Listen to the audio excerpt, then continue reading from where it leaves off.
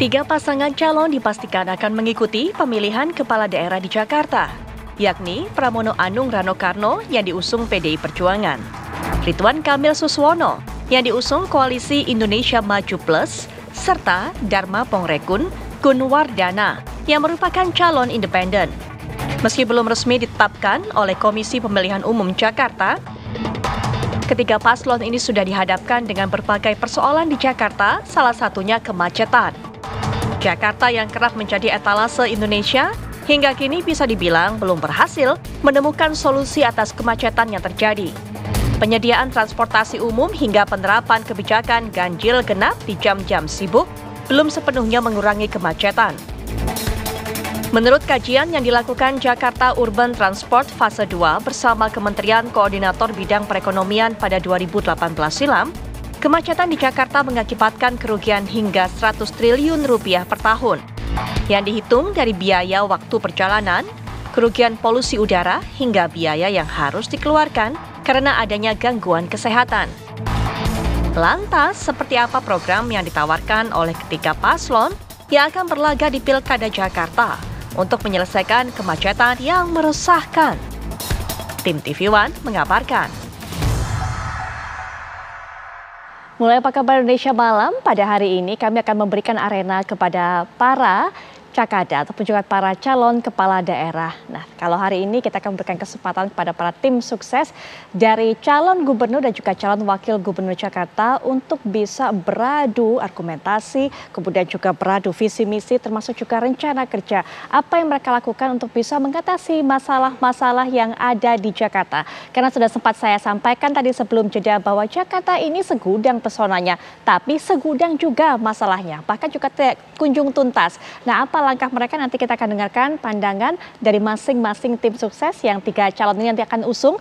Tapi kemudian kita juga akan mengetahui apa rencana mereka untuk bisa membuat Jakarta ini yang nanti tidak lagi menjadi ibu kota, masih menjadi sebuah magnet yang begitu besar, daya tarik yang begitu besar untuk menjadi epicentrum politik dan juga ekonomi. Nah, untuk bisa memberikan pandangannya juga sudah hadir dua narasumber di samping saya. Yang pertama adalah pengamat tata kota Kang Yayat Supriyatna. Assalamualaikum warahmatullahi wabarakatuh, Kang Yayat, selamat malam. Waalaikumsalam, Mbak Putri. Baik, dan juga untuk bisa memberikan pandangannya, ini masalah politik. Ada hubungannya juga. Apakah kemudian nanti tawaran-tawaran mengenai solusi masalah Jakarta ini bisa menggait para pemilih yang ditawarkan nanti oleh para tim sukses dari masing-masing cakup dan juga cawagup. Mas Agung Baskoro selaku pengamat politik juga akan memberikan informasinya ataupun juga pandangannya kepada kita. Assalamualaikum warahmatullahi wabarakatuh. Mas Agung, selamat malam. Baik, Kang Yayat, ini menarik. Ketika kemudian kita tahu Jakarta saat ini sebagai ibu kota, semua ini pusatnya ada di sini, pusat pemerintahan, kegiatan politik, ekonomi. Ketika kemudian nanti bukan menjadi ibu kota, apa yang bisa menjadi daya jual, daya tarik bagi Jakarta ini? Pertama begini, Jakarta masa lalu ceritanya ibu kota, Jakarta ke depan kota global. Pertanyaannya, apa yang akan dibawa oleh para kandidat ini untuk membawa Jakarta bisa tampil sebagai kota global. Artinya Jakarta harus bisa berkontestasi dengan kota-kota yang ada minimal di regional ASEAN lah gitu. Nah, pertanyaannya, standar itu terpenuhi nggak? Kemudian janji-janji para cakada ini, apakah konsepnya masih CLBK? Cucian lama belum kering. Maksudnya kan? Iya, maksudnya nanti jual banjir, macet, polusi, itu kan CLBK semua. Lebih banyak berbicara tentang masalah, tapi kurang inovasinya. Itu justru yang kita tunggu. Misalnya nanti kampanye-kampanye yang ditawarkan. Kalau menjadi kota global ini, misalnya contoh, apakah kita masih terjebak pada isu-isu permasalahan yang terlalu menyandera ya? Persoalan banjir sebenarnya sudah sebagian bisa ditangani. Transportasi sudah ada pembenahan-pembenahan. Yang belum tertangani persoalan sekarang Jakarta itu adalah persoalan warga Jakartanya, penduduknya. Kapan kita bisa sejahtera? Nah, misalnya contoh ya, adakah inovasi untuk membuat perubahan pada konteks misalnya penciptaan lapangan kerja baru, tantangan AI-nya ya, industri digital. Bisa nggak Jakarta bisa berkompetisi dengan kota dengan kekuatan sumber daya manusianya yang unggul? Kemudian yang paling menarik, mampukah diciptakan lapangan kerja baru yang bisa meningkatkan kesejahteraan. Mohon maaf ya, kota global kok UMR-nya 5,1, tanggal 5, komanya 1 minggu. Nggak bisa, kalau misalnya segitu terus, kita akan terjebak pada struktur CLBK lagi. Apa contohnya? Kalau income-nya rendah, rumah nggak bisa terbeli, rumahnya jauh, kembali kita akan menggunakan sepeda motor. Sepeda motor itu berapa? 17 juta, 18 juta. Betul. Itu fakta. Kemudian apalagi mobil. Jadi udah ada struktur yang membentuk Jakarta itu terjebak dalam konteks masalahnya. Cuman bagaimana merubah masalahnya, itu tuntutan inovasi yang dibutuhkan. Karena terus terang aja, Jakarta ini pasar bagi investor, tapi investor nggak mau berkantor di Jakarta. Lebih senang di kota-kota lain. Di Singapura dia mau, di Kuala Lumpur dia mau, di Bangkok dia mau. Jakarta, sorry ya misalnya. Maksudnya begitu. Kenapa sampai begitu? Mungkin satu, aturannya, perizinannya, kemudahannya, kelapangannya, kepastiannya. Justru para gubernur yang akan datang ini harusnya mampu memberikan ruang inovasi baru. Bukan lagi cerita, oh saya mau bangun ini, bangun ini, bangun ini. Udah. Kalau membangun itu serahkan kepada masyarakat, serahkan pada. Karena bukan apa-apa. Jakarta ini kemungkinan besar bisa kalah dengan kota-kota baru sekitarnya. Iya. Contoh mohon maaf ya. Penduduk Jakarta ini data terbaru kita cek lagi.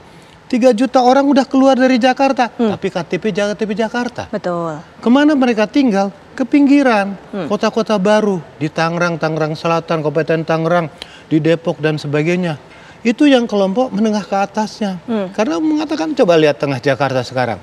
Jakarta Pusat penduduknya turun, pusat-pusat mal-mal makin sepi. Kemana ramenya? Ke pinggir. Nah pertanyaannya, kelas menengah atasnya di pinggiran, KTP Jakarta tinggalnya di pinggiran. Kenapa? Mereka mendapatkan kenyamanan baru. Coba lihat perumahan-perumahan besar sekitarnya itu. Sementara di tengah kota itu penduduknya itu yang kategori yang memang yang terus terang aja sulit untuk apa ya, bertahan di dalam. Apalagi Jakarta kota yang sangat mahal dari biaya hidupnya. Nah, inilah yang menjadi PR-nya. Ada fenomena back to city, menarik orang yang di luar itu. Dan satu hal lagi yang menarik adalah bagaimana Jakarta itu mengelola penduduknya. Sekarang 11 juta. Mampukah gayanya seperti Bang Ali lagi misalnya ya? Oh, Jakarta kota tertutup. Nggak bisa seperti kota tertutup dalam konteks orang dilarang masuk, tapi ada cara-cara inovasi baru itu yang harus dilakukan. Baik Kang Yayat, sampai poin itu kan memang banyak sekali yang bisa kita bedah dari poin-poin yang disampaikan oleh Kang Yayat yang mungkin nanti akan langsung saja dijawab oleh para tim ses dari masing-masing cagup dan juga cawagup. Sudah bergabung dengan kita tim ses dari Pramono Anung dan juga Rano Karno, ada Bang Ciko Hakim. Assalamualaikum warahmatullahi wabarakatuh. Selamat malam Bang Ciko. Waalaikumsalam warahmatullahi wabarakatuh. Malam semuanya. Selamat malam. Baik, dan juga merupakan tim ses dari Rituan Kamil Suswono, yaitu ada Bang Dev Laksono. Selamat malam Bang Dev. Kabarnya saya baru tahu nih di sini dinamain tim ses ya. Saya cuma diundang doang, saya nggak tahu jadi tim ses. Rupanya sudah didaulat jadi tim ses. Mewakili setidaknya, mewakili dari pasangan Rituan Kamil dan juga Suswono. Nah ini bisa dijawab nanti bergantian. Bang Ciko terlebih dahulu, kemudian dilanjutkan oleh Bang Dev tadi. Tantangan yang disampaikan oleh Kang Yayat bahwa membentuk Jakarta ketika nanti bukan lagi ibu kota tapi menjadi Jakarta sebagai kota global yang saingannya adalah seharusnya bisa begitu bersaing dengan kota-kota lainnya di Asia Tenggara. Tadi sudah diuraikan bahwa masalah kesejahteraan bagi warga Jakarta menjadi salah satu poin penting yang ditunggu inovasinya, ditunggu gebrakannya dari para cagup dan juga cawagup ini. Silakan dari Bang Ciko terlebih dahulu. Tantangannya tentunya juga sangat kompleks. Permasalahan Jakarta itu kompleks, bahkan tidak harus berubah menjadi kota global dari ibu kota pun sudah kompleks. Tapi kembali lagi kita harus melihat ketika ada tantangan tentunya ada banyak sekali opportunities di situ. Nah kalau kita bicara soal bagaimana nanti Jakarta nasibnya setelah IKN, banyak hal yang tentunya banyak sekali justru menjadi opportunity. Misalnya banyak aset-aset yang tadinya dikuasai oleh pemerintah pusat. Kita bisa bicara seperti apa, Taman Mini misalnya, kita bicara soal GDK misalnya, itu hal-hal yang kemudian apakah pemerintah pusat yang berada di IKN nanti akan sibuk juga tetap mengurusi aset-aset yang berada di di Jakarta yang menjadi kota global dan kota mandiri, ini juga menjadi pertanyaan. Bahkan ada kemungkinan justru itu akan dihibahkan. Jadi kita juga jangan selalu melihat kesulitan, karena di balik kesulitan tentunya tadi saya sampaikan ada opportunity. Saya sepakat dengan Kang Yaya tadi, permasalahan yang kompleks ini tidak bisa diselesaikan dengan membangun tanpa ada plan, tanpa ada semacam pemikiran terkait dengan inovasi, karena inovasi itu tidak harus serta-merta pembangunan fisik ya. Saya sangat sepakat, Jakarta ini sebagai kota yang sudah mempunyai jiwa ya, karena begitu tua kota ini, dan juga terkait dengan aglomerasi tadi. Aglomerasi ini kan juga menjadi penting. Jadi hal-hal yang sifatnya pembangunan ke depan tentu terkait inovasi. Tidak bisa dielakkan bahwa Jakarta seluruh daerahnya harus ramah Wi-Fi, artinya pemerintah daerah harus menyediakan Wi-Fi dan internet connection nggak harus cepat, nggak bisa lelet, nggak bisa lemot, ya nggak bisa. Kadang-kadang kalau kita lagi live begini tiba-tiba terputus, kadang-kadang suara saya nggak terdengar, itu nggak bisa lagi di kota sebesar Jakarta. Kita bicara kota yang paling dekat aja lah seperti Singapura.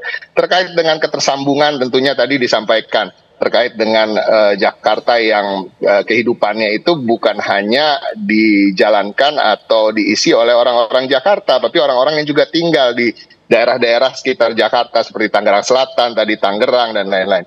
Kalau kita bicara pembangunan, ya kembali lagi nggak boleh tanggung. Kita nih membangun MRT, membangun LRT, tapi berhenti di Lebak Bulus gitu. Harusnya langsung itu tersambung dengan kota-kota di sekitar Jakarta. Jadi lebih memudahkan dan mengurangi kepadatan dan lalu lintas itu. Jadi banyak hal yang memang sudah ada, harus kita lanjutkan yang baik-baik. Dan saya rasa Mas Pram ini sangat memahami ya, 10 tahun sebagai sekretaris kabinet, 4 kali sebagai anggota DPR RI, khususnya sebagai sekretaris kabinet ini, beliau selalu mengikuti perkembangan tentang pembangunan Jakarta, rapat-rapat yang terkait dengan pembangunan Jakarta dan masa depan Jakarta. Jadi banyak sekali lah pembangunannya tidak harus serta-merta terkait dengan fisik, tapi the soul of Jakarta, jiwanya Jakarta juga harus dibangun. Masyarakat yang maju, masyarakat yang siap menghadapi kompetisi global dengan kota-kota, bahkan bukan hanya kota-kota di luar Indonesia, tapi juga kota-kota di sekitar Jakarta. Bang Ciko, kami pahami bahwa memang masyarakat Jakarta ataupun juga peluang, termasuk juga masalah ini begitu kompleks yang ada di Jakarta ini. Tapi tadi bicara mengenai peluang, bicara mengenai opportunity yang Bang Ciko sempat singgung ketika nanti punya ibu kota pindah. Bagaimana kemudian mengonversi opportunity tadi menjadi sebuah peluang bagi masyarakat untuk bisa mendapatkan kesejahteraan. Ini kita bicara mengenai pendapatan dan lapangan pekerjaan. Kita akan mengerucut ke arah situ, Bang Ciko. Kalau kita bicara gini ya, ini kalau bicara soal program visi misi, saya juga nggak bisa bicara terlalu jauh karena memang kami belum menyusun visi misi yang pasti dan saya juga nggak mau mendahului apa-apa yang belum tertulis. Tapi pada prinsipnya gini, tadi sebenarnya gampang sekali. Aset-aset yang tadinya menjadi milik ibu kota dan kembali akhirnya tentunya dikelola oleh pemerintah pusat akan dikembalikan ke Pemprov DKI Jakarta misalnya. Itu harapan kami tentunya. Tetapi kalau kita lihat aset yang dikembalikan, saya memberikan contoh aja. Banyak sekali, let's say Taman Mini Indonesia, ya kan, Taman Mini Indonesia Indah misalnya. Nah di situ kan nanti bisa kita konversi dengan bagaimana UMKM bisa hidup di sekitar situ, bagaimana usaha-usaha kecil, menengah, kuliner atau hal-hal yang sifatnya terkait dengan pariwisata bisa dihidupkan lagi. Kalau kita bicara soal GBK juga begitu, banyak sekali wilayah-wilayah di GBK yang juga bisa diisi oleh para pengusaha UMKM yang sebenarnya kalau emang dikelola oleh Pemprov DKI Jakarta itu bisa menjadi suatu keuntungan dan bagi masyarakat itu bisa menaikkan pendapatan mereka. Tadi kebetulan sekali nih Putri, tadi kita lagi belanja masalah siang tadi bersama Mas Pram, kebetulan saya juga hadir untuk mendampingi. Banyak sekali masukan-masukan juga dan masalah-masalah yang disampaikan oleh masyarakat. Let's say salah satunya adalah pengusaha catering yang mengatakan bagaimana caranya untuk mendapatkan modal tetapi tidak melalui KUR karena ada bunganya dan bunganya cukup memberatkan misalnya. Nah itu nanti bisa dipikirkan oleh kami, oleh pemimpin ke depannya tentunya melalui subsidi-subsidi misalnya kalau mereka beroperasi di daerah-daerah tadi yang tadinya bukan menjadi wilayah kekuasaan dari Pemprov DKI Jakarta, mereka disubsidi untuk tidak perlu membayar sewa dan lain-lain. Jadi banyak sekali hal-hal yang bisa kita lakukan, tapi untuk waktu yang begitu singkat ini dan tentunya karena tadi visi misi juga belum dibikin. Dan seperti kata Dave tadi, saya ini juga belum tentu jadi tim sukses ya. Saya kebetulan kasih juru bicara PDI Perjuangan. Iya, tapi nggak apa-apa lah kita todong-todong ini, Bang Ciko dan juga Bang Dev. Lanjut, Bang Dev, sama sebenarnya kata kuncinya ya kan kita dengar dari gebrakan inovasi yang kita tunggu dari pasangan RK dan juga Suswono ini. Bicara mengubah Jakarta ini mempersiapkannya untuk menjadi kota global, termasuk juga mengubah peluang tadi menjadi sesuatu yang bisa meningkatkan kesejahteraan untuk masyarakat ataupun juga warga Jakarta. Bang Dev, silakan. Ya baik, ini sama seperti Mas Ciko tadi bilang, ya soalnya kan saya bukan tim sukses yang nggak tahu nih dalam struktural nanti jadi apa, tapi saya bisa men-share apa yang saya ketahui dan ini bisa menjadi konsumsi untuk masyarakat secara umum. Ya pertama kalau kita lihat Pak Ridwan Kamil, keberhasilan beliau memimpin Kota Bandung, terus juga keberhasilan dan performa dia memimpin Provinsi Jawa Barat, lalu juga dipercayai menjadi kurator di IKN, lalu juga baik apakah itu dalam penghargaan ataupun juga hasil karyanya nyata, ini membuktikan bahwa beliau mampu untuk memanage aset yang besar, jumlah penduduk yang luas, daerah yang besar. Nah, untuk khusus untuk Jakarta disupport lagi dengan Pak Suswono, mantan anggota DPR, mantan menteri di periode kedua Pak SBY. Ini kedua pengalaman ini sudah sangat klop ya. Terus kita juga terus mendata seluruh permasalahan potensi yang Provinsi DKJ miliki dan juga kapasitas-kapasitas yang bisa dikembangkan ke depannya, baik potensi pariwisata, potensi pengelolaan sumber daya manusianya, lalu juga kita bicara untuk peningkatan kesejahteraan masyarakat, apakah itu di sektor pariwisata, sektor investasi lainnya. Karena kan tadi sempat dibahas ya bahwa Jakarta itu potensi market untuk investasinya tinggi, tapi tingkat kenyamanan hidupnya itu yang masih belum 100% nyaman. Kenapa? Karena masih banyak macet, terus juga polusi tinggi. Nah, hal ini yang menjadi PR yang bisa dikonsepkan ke depannya dan nanti akan dipaparkan langsung oleh Pak Ridwan Kamil sebagai cagup nanti tentang bagaimana tahapan demi tahapan secara detail. Nah, kita lihat dari bagaimana performance sebelumnya beliau ketika di Bandung dan di Jawa Barat, ketika bicara program, ketika bicara tahapan-tahapapannya, beliau itu sangat teliti. Kenapa? Karena memang itu adalah karakteristiknya beliau, bahwa ketika bicara soal pekerjaan, itu memaparkan secara detail.